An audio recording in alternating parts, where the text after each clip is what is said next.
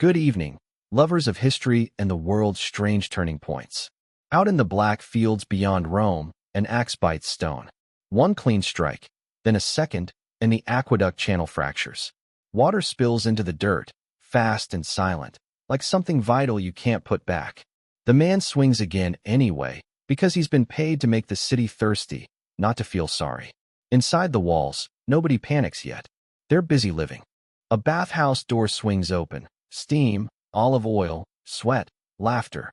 In a tavern, dice clack on wood, and cheap wine splashes on the floorboards. At a street fountain, the stream hits marble with that steady, confident sound that tells a city, you're safe. Until it doesn't. By dawn, the fountain coughs. The flow thins.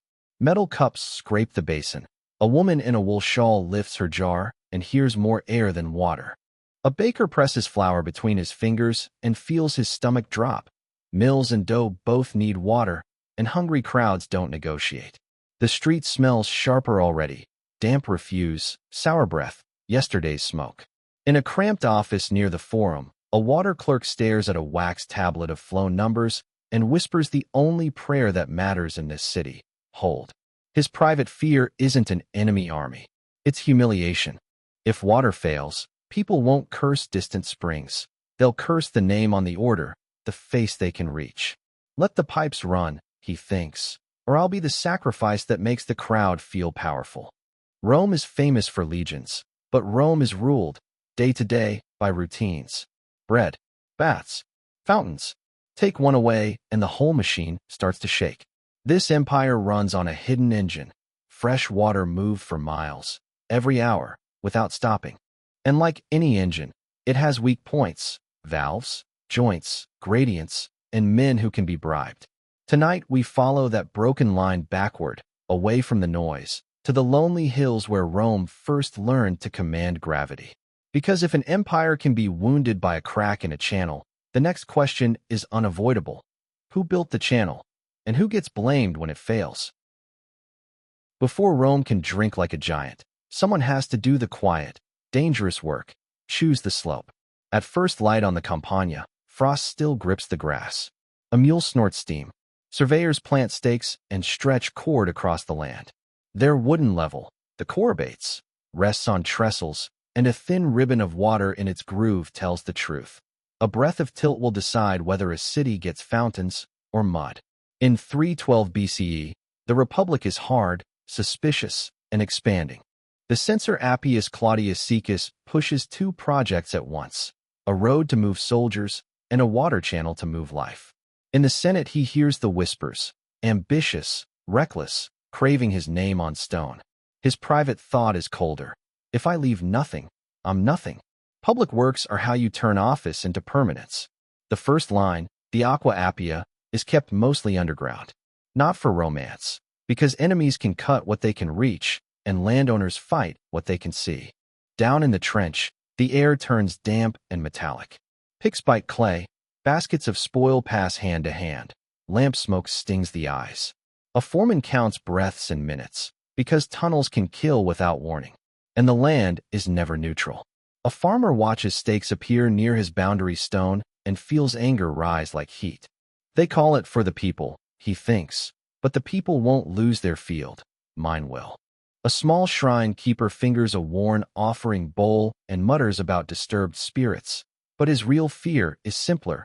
Rome is arriving in his valley. The assistant surveyor keeps rechecking the gradient, palms slick on the measuring rod. He's not afraid of ghosts. He's afraid of being the mistake that dries Rome. One wrong notch, he thinks, and I'll be remembered as the man who built thirst. By midday the dust tastes chalky.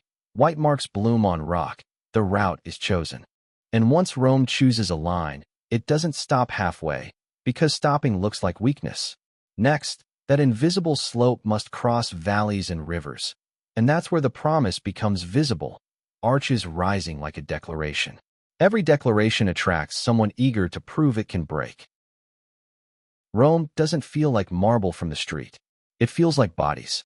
In a cramped insula stairwell, the air is cabbage, wet wool, and yesterday's smoke trapped between walls. A woman climbs 4 flights with a clay jar bruising her hip. Because the fountain line below is already shouting. When you're poor in Rome, water is weight. The Tiber is close, but it's a bargain nobody loves. In summer it warms, turns brown, and carries the city's filth back to the city's mouth. A healer in a dim shop crushes herbs and watches a child's fevered face. If I blame the river, she thinks, I blame Rome itself. So she blames bad air, bad luck, anything safer than the truth. Aqueduct water changes that truth. It arrives colder, steadier, and it rewires daily life. Public fountains become neighborhood anchors. Arguments, gossip, and deals happen with hands under a running stream. Baths become routine, steam beating on skin, oil scraped off with strigils, tempers softened in warm rooms where politics can be discussed without shouting. Even the latrines matter. Constant flow keeps waste moving, and disease a little less eager. But abundance breeds its own fights. Water comes into the city through distribution tanks, castella, then splits into branches. Fountains and public baths get priority. Private connections require permission, money, and the right friends. A wine cellar watches a wealthy house servant carry water to a private courtyard basin and tastes bitterness. They call it public, he thinks, until you look uphill. Outside the walls, Rome keeps building. The Anio Novus soon follows, bringing more water from the Anio Valley. Each new line means more crews, more contracts, more chances to skim. An edile reviewing permits scratches his jaw and feels the squeeze of choice. If I approve this pipe, he thinks, I buy an ally. If I refuse, I buy an enemy. In Rome, paperwork is a weapon with clean hands. Late afternoon, the paving stones radiate heat. The fountain still runs, barely. The woman fills her jar and listens for the pitch of the stream, because she's learned the city's mood hides inside that sound. Somewhere underground, a tool is already testing a pipe. And when the first illegal hole is drilled, it won't look like a crime, just a trickle that makes the wrong man comfortable. For now, the water is still moving. The theft is still small. That won't last. A worksite smells like wet lime and fresh-cut stone. Mortar bubbles in troughs. Men shout over hammer rings. A cartwheel squeals as it drags tufa blocks across gravel. If you stand close, grit sticks to your tongue. This is what public benefit sounds like when it's being built. By the 2nd century BCE, Rome is too big to rely on wells and luck. So the Republic spends, boldly, sometimes desperately. The Aqua Marcia is begun in 144 BCE, famous for cold, clear water. The engineers chase a gradient so gentle it feels absurd. A slow fall over miles, steady enough to keep water moving without tearing the channel apart. Where the land cooperates, the channel hides underground. Where it refuses, where a valley opens like a mouth, Rome raises the line on arcades. The first time you see it, it doesn't look like plumbing. It looks like a decision made permanent. A foreman on scaffolding wipes sweat and lime dust from his lashes and thinks, if this falls, I don't lose a job. I become a warning. He orders another measurement, then another. The math is unforgiving. Too steep and the flow scours the lining. Too flat and it stagnates. Settling tanks slow the water so silt drops out. The channel is sealed with waterproof mortar so the countryside doesn't drink Rome's supply. Even so, nature keeps trying. Roots pry, frost cracks, floods undercut. Maintenance is not an afterthought. It's the real cost. And then there's the human cost. Route markers cut through private land and sacred spaces. A landowner watches survey stakes appear and feels heat behind the eyes. They can call it civic pride, he thinks, but it's my boundary they're moving. A priest at a roadside shrine mutters about offended gods, while quietly counting how many soldiers are escorting the crew. Back in the city, senators argue over contracts. The debate is not only can we build it, but who gets credit? A censor reading bids hears the trap in every number. Spend too little, the channel fails. Spend too much, rivals hiss corruption. His inner conflict is sharp. I need the water to run, and I need my enemies to find no crack to pry open. When the first new fountains surge, the crowd cheers as if a battle has been won. Rome takes note. Water can buy love faster than speeches. And love, in this city, is something ambitious men learn to spend.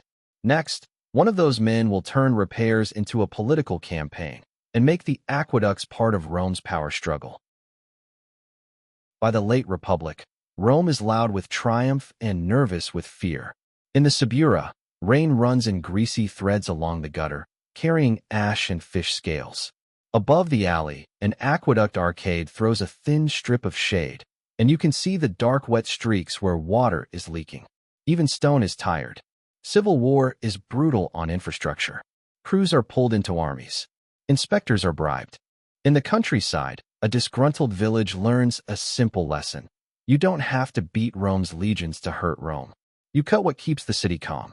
Then, in 33 BCE, Marcus Agrippa takes the job of aedile and attacks the problem like a commander. He orders channels cleared, settling tanks scraped, broken sections repaired. Workers climb into cold, echoing basins and shovel out decades of mineral crust. The sludge smells like old coins and rot. It clings under nails for days. Agrippa's motive is not poetry. He's watched mobs turn on officials, and he knows comfort is security. If the fountains weaken, he thinks, the people won't debate constitutions. They'll throw stones. He wants order without another slaughter, and water is the cleanest way to buy it. He also builds.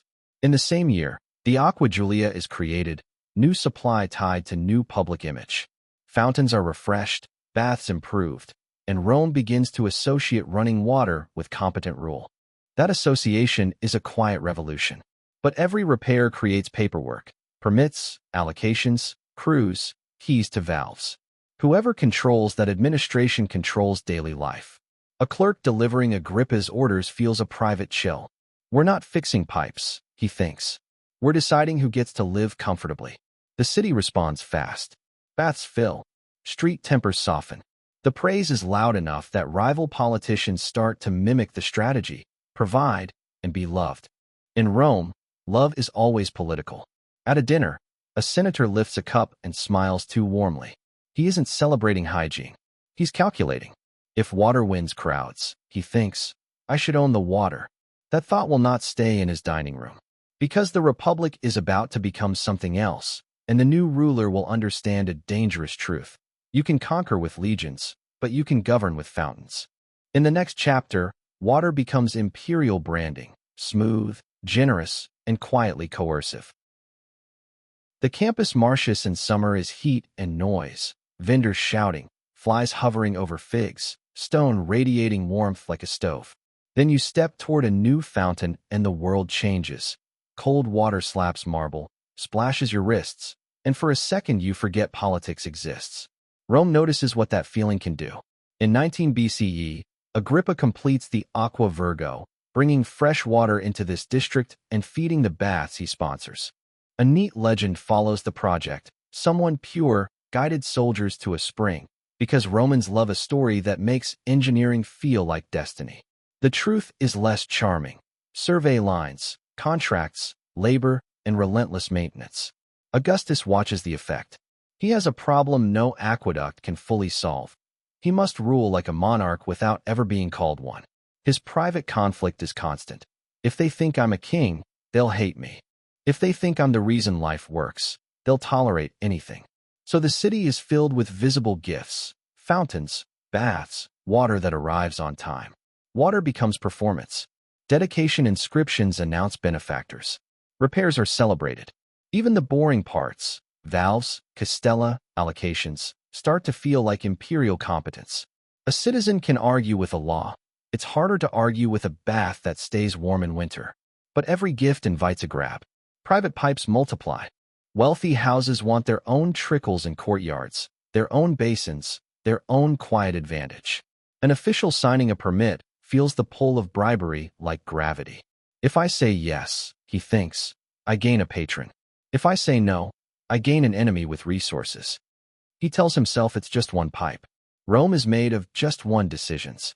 Around 2 BCE, Augustus even adds an aqueduct from Lake Alcedinus, largely to supply a staged naval basin, an emperor turning water into spectacle on command. The crowd cheers, and the lesson sinks in. Whoever commands water can command awe. By night, lantern light trembles on wet paving stones. The fountain still runs, steady as a promise.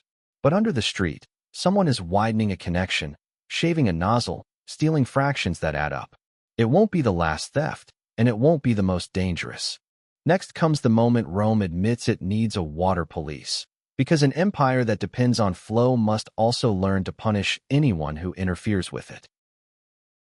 There's a hatch most Romans walk past without seeing. Lift it and climb down, and the city's heat disappears. You enter the Aqueduct Spicus, a narrow stone corridor slick with algae, cool enough to raise goose flesh. Torch smoke curls overhead. Water slides by in a thin, fast sheet, whispering over pale mineral crust like an old secret. The trick is gravity, disciplined, measured, obeyed. The channel must fall just enough to keep moving, not enough to chew through its lining. Surveyors use the corrugates. Engineers build settling tanks so grit drops out before the water reaches town. Where a valley interrupts the line, arcades carry the channel high. Where a bridge would be too tall, Romans sometimes use inverted siphons, water pushed down and up through pipes by pressure. Elegant, unforgiving. At the city edge, the flow pours into a main castellum, then splits through calibrated outlets. Those bronze nozzles, calices, define who gets what. Change the nozzle, and you change the law in metal. That's why the system needs watchers, crews who scrape build-up, patch cracks, clear roots, and inspectors who measure flow like accountants with wet boots. A chief engineer runs his palm along a damp seam and feels his pride tighten into dread. They think this is stone, he tells himself. It's balance. He can already imagine the blame if a section fails. Not gravity misbehaved, but you didn't do your job. And then, inevitably, the human flaw arrives. In a side tunnel, you hear a different sound, metal biting metal. Someone is drilling a quiet hole into a pipe, careful to keep the shavings from splashing. He isn't a villain in a cloak. He's a man with a hungry family, or a steward following orders, or a contractor padding profit. His private line is blunt. A little extra for us won't hurt the city. It will. Because small thefts become large shortages, and shortages become riots. Rome's water isn't just convenience now, it's public peace. That's why, by the end of the 1st century, one official will be given a job that sounds dull but is lethal to careers. Find the missing water, name the thieves, and survive the enemies he creates. In the next chapter, we meet the man who measures Rome's flow and discovers something worse than leaks, a system that has been quietly edited by the powerful. A wet morning turns Rome's streets into dark mirrors. Sandals slap puddles. Carts leave muddy crescents. The air smells briefly clean until you pass the drains. Near a distribution tank, an inspector kneels and listens to the flow the way a physician listens to breath. The pitch is wrong. Thin, quick, nervous. Somewhere, Rome is being robbed. Around 97 CE, the emperor appoints Sextus Julius Frontinus as curator aquarum, the city's water commissioner. He doesn't arrive with a sword. He arrives with measuring rods, ledgers, and a temperament that hates sloppy answers. Frontinus walks the lines, checks the castella, compares the legal allocations to what actually reaches the fountains. The numbers don't match. Not by accident. By design. He finds the tricks: illegal taps, widened nozzles, pipes diverted to private gardens, permits lost and then conveniently found. Lead pipes, easy to puncture, easy to patch, invite quiet theft. Contractors skim. Stewards bribe. Even some officials look away because looking away pays. Frontinus' inner conflict is sharp and practical. If I cut every theft, he thinks, I make enemies in marble houses. If I ignore it, the city learns it can steal from itself. He chooses the cut. Crews smash illegal outlets. Water bursts into gutters in bright arcs, and onlookers cheer, until they realize whose villa just went dry. A messenger visits him at dusk, shoes clean, tunic expensive, voice polite. He offers a gift, a friendship, a simpler path. Frontinus smiles the way a man smiles at a knife. If I take this, he thinks, I become part of the leak. Refusing means war without spears, lawsuits, whispers, blocked promotions. Rome can ruin you with paperwork as efficiently as it can with blades. Still, he writes procedures. He insists on markers, standardized nozzles, proper records. It sounds dull, until you realize it's how an empire stays predictable. Water is now bureaucracy, and bureaucracy is power. But as Frontinus tightens control, emperors keep building bigger lines and higher arcades. feeding a city that refuses to feel limits. The more Rome drinks, the more it demands. In the next chapter, that demand rises into the sky itself, on aqueducts so monumental they become political monuments and tempting military targets. Stand beneath the great arcades outside Rome, and you feel the scale in your chest. Wind funnels through the arches, carrying the smell of sun-warmed brick and crushed herbs from the fields.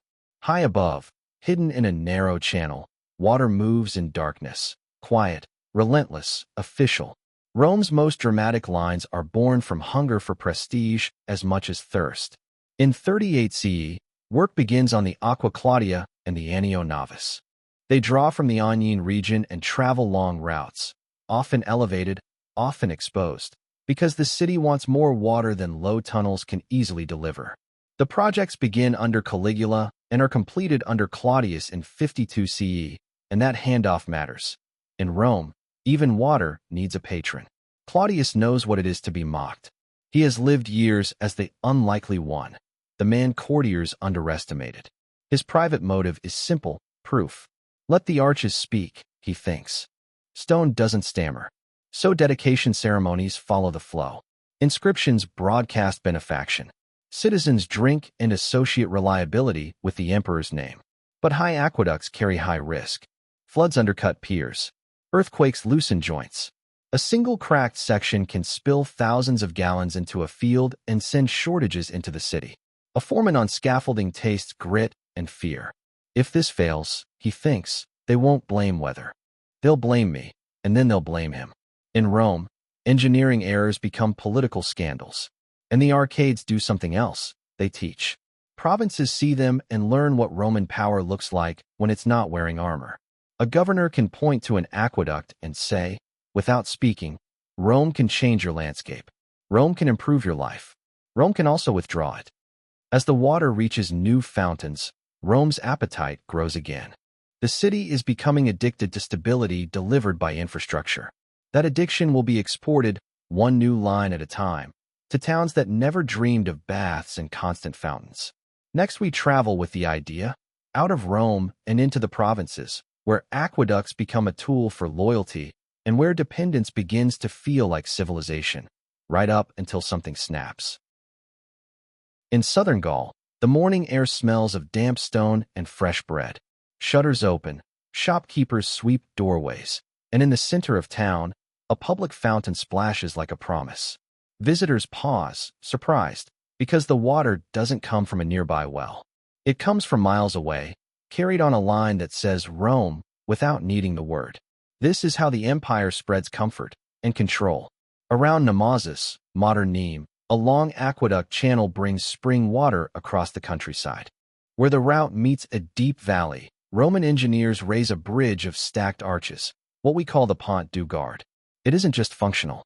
It's a statement visible from a distance, telling locals that the new order can move water like it moves soldiers. A local magistrate walks through newly built baths, steam fogging the air, oil and herbs mixing with wet stone. He wants the prosperity the baths attract, traders, artisans, tax revenue. But his private conflict is a knife edge. If I build like Rome, he thinks, my neighbors call me a traitor. If I refuse, Rome calls me unreliable. He smiles in public and worries in silence. Aqueducts change city design. Fountains create gathering points. Baths normalize Roman routines. Workshops that need steady water flourish. More people can live closer together, and dense towns are easier to tax, police, and feed. The project also binds elites. Contracts, quarry rights, maintenance jobs. Once you're invested in the aqueduct, you're invested in the empire that funds it. But dependence grows quietly. A town that learns to expect running water stops investing in old wells. The day the channel fails, the baths cool, the fountain goes silent, and Roman peace suddenly feels like a fragile agreement. At dusk, teenagers dare each other to climb the lowest arches. An old farmer spits and mutters, all that stone, just for water. His note isn't awe. It's suspicion. He's thinking about what happens when an enemy cuts the line, or when Rome decides someone else deserves the flow more. Because the next stage isn't about comfort at all. It's about power and motion, water driving machines, feeding mills, and turning an empire's food supply into engineering. In the next chapter, the aqueduct stops being a symbol and becomes a motor, and that makes the stakes even sharper. Follow the aqueduct beyond the baths, and you may hear the empire working. At a mill complex, the air is white with flour dust, sweet, choking, clinging to eyelashes like powdery snow. Water drops into a wooden chute, strikes a wheel, and the wheel answers with a steady groan you feel through the soles of your feet. Stone grinds grain. Grain becomes bread. Bread keeps crowds civilized.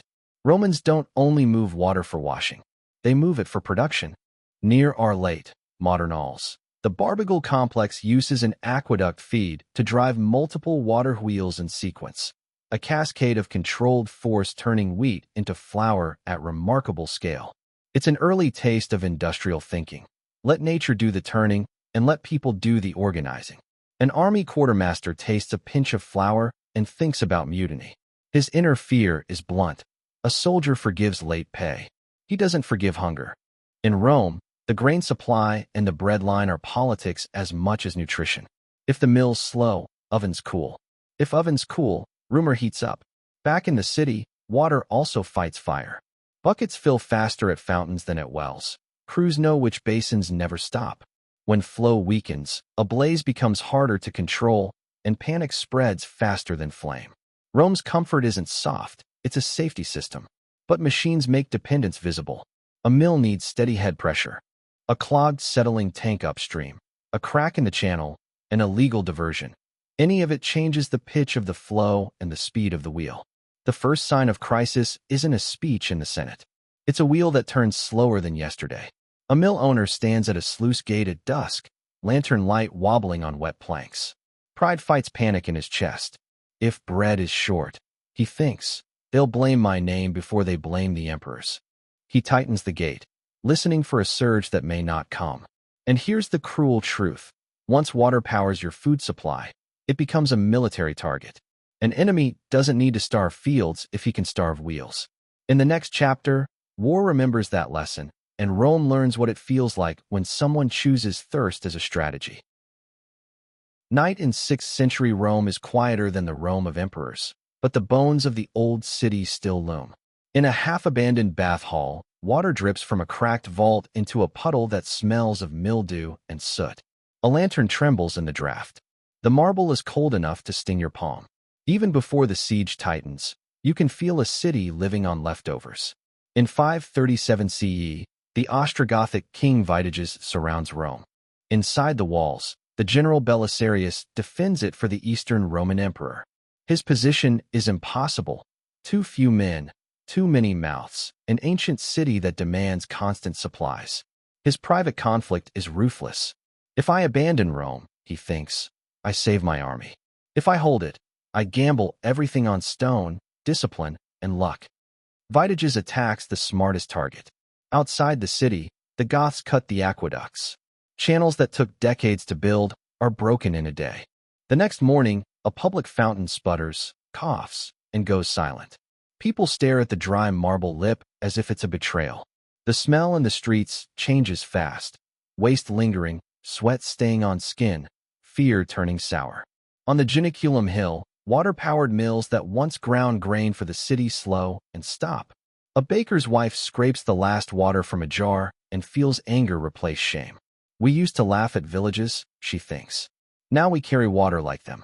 Hunger has a way of sharpening memory. Belisarius improvises. He orders mills mounted on boats in the Tiber so the river's current can turn the wheels. At dawn the river reeks of algae and smoke. Ropes creak. Floating mills groan like old teeth. But flour returns, just enough to keep riots from blooming. Still, the aqueduct's empty mouths gape beyond the walls. And empty mouths invite desperate ideas. If water once entered Rome through those stone veins, perhaps soldiers can too. Belisarius hears the report and feels a cold focus settle in. They'll come through the places we stopped watching, he thinks. They'll use our pride as a tunnel. In the next chapter, the aqueduct becomes something Rome never wanted it to be, a battlefield, tight and dark, where a city's lifeline turns into a doorway for the enemy. The aqueduct tunnel is colder than the night air above it, and it smells of wet lime and ancient minerals. Your boots slip on algae. Torchlight turns pooled water into quicksilver. In places, carbonate crust has narrowed the channel like plaque, rough enough to tear cloth. This is not a grand monument down here. It's a throat. Procopius tells us the Goths attempt to enter Rome through an aqueduct passage, using infrastructure as invasion. It's a perfect inversion. Rome once moved water like a legion. Now an enemy tries to move a legion like water. Belisarius orders barriers set, guards posted, watchmen instructed to listen for splashes the way hunters listen for snapped twigs. A young defender crouches with a spear, knees aching, breath loud in the confined space. His private fear isn't death. It's disgrace. If they come through here, he thinks, they'll say Rome fell because we couldn't guard our own lifeline. In a city built on reputation, shame can be heavier than armor. Then the darkness stirs. Footsteps, soft, careful, followed by the scrape of metal. The clash, when it comes, is cramped and ugly. Blades hitting stone, water kicking up, men swearing under their breath because even shouting feels too big for the tunnel. Someone slips, hits the wall, goes silent. The attempt fails. Rome holds. But victory here is not restoration. The aqueducts remain cut. Without steady flow and steady maintenance, channels silt up and crack. Pipes clog. Expertise scatters. A system designed for continuity begins to die from interruption. The baths cool into ruins. Fountains become dry mouths. The city's soundtrack changes from splashing basins to creaking ropes over wells. An old caretaker in a bath complex runs his fingers over flaking mortar and thinks, bitterly, we built eternity on upkeep. He isn't mourning marble. He's mourning the invisible workforce that made comfort feel natural. Rome survives as a place, but it shrinks as a machine. And once the machine breaks, later generations inherit only pieces. Arches and fields, tunnels and darkness, and stories of a city that once commanded water. In the next chapter, we leave the battlefield and watch the long aftershock. How broken aqueducts reshape daily life, politics, and even what people believe Rome still is. Centuries later, the arcades still cut across the countryside, but now they belong to wind and weeds. Wild figs pry into mortar seams. Goats climb fallen blocks. After rain, shallow pools sit in the old channel and smell of damp stone, then drain away through cracks like memory escaping. The ruins look romantic, right up until you remember what they once meant, a city that didn't carry water anymore. Medieval Rome shrinks toward wells and cisterns. Water is hauled again, bucket by bucket, and the old urban confidence evaporates. A washerwoman at the riverbank slaps cloth against stone, the Tibers smell thick and brown, and thinks, they told stories of fountains everywhere. Did they lie? Or did we forget how to keep them? Her hands keep working. History rarely pauses for nostalgia. Still, the Roman idea refuses to die. The thought that a city can promise water as a public fact keeps resurfacing because it's addictive. In the 15th century, Pope Nicholas V looks at Rome and wants two things at once: care for pilgrims and proof of authority. His private conflict is frank. If I revive the water, I revive the city, and the city revives my power. Piety and politics can share a pipeline. So crews trace ancient routes, clear blockages, rebuild sections. The old Aqua Virgo is partially restored in 1453, and water returns to parts of Rome under the name Aqua Virgin. On the day the flow reappears, people crowd a new spout. The first splash is cold enough to make them gasp. Someone laughs. Someone cries. A stone basin fills, and a city remembers what normal used to sound like. Across Europe, engineers study Roman gradients and mortars. Rulers copy arches because arches look like competence. But copying the look is easier than copying the discipline of maintenance, the boring budgets, the inspections, the refusal to ignore small leaks. A master mason, watching water run again, feels pride twist into worry. If we promise this, he thinks, we must keep it. Because promises create expectations, and expectations turn into anger when disappointed. And that is the bridge from Rome to us. The next chapter is not about ruins. It's about the modern reflex Rome helped create, the belief that water should arrive on demand, and the quiet panic we feel when it doesn't. Late at night, when your home is quiet enough to hear itself, Do something simple. Open the tap. There's a brief hiss, a rush, and then the steady stream. Cold, clean, almost impatient. You can smell a trace of metal. You don't see the reservoirs, the valves, the crews, the budgets. You only notice the system when it hesitates. Rome helped teach the world that water can be made ordinary. That was the genius and the risk. Aqueducts turned a city's most fragile need into a background sound. Fountains talking to marble, baths steaming on schedule, mills turning grain into bread without asking permission from the weather. Once that becomes normal, silence feels like betrayal. You can stand today beneath an ancient arcade and still feel the old confidence in the geometry.